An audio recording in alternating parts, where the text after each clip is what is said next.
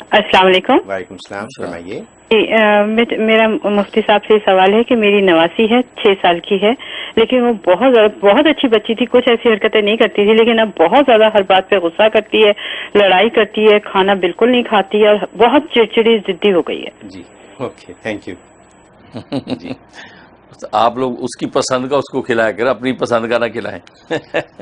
والدین اپنی پسند کا بچوں پہ تھوپتے ہیں کہ بیٹا اس پہ بڑا فائدہ ہے، بڑا اچھا ہے، ہم بھی بچپن میں کھاتے تھے، دادی کھلاتی تھی.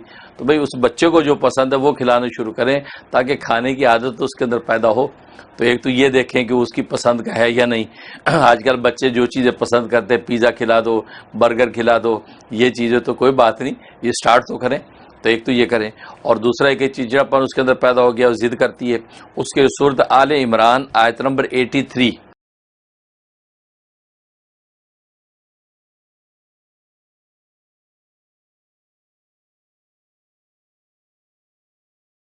یہ 7 مرتبہ پڑھنا ہے.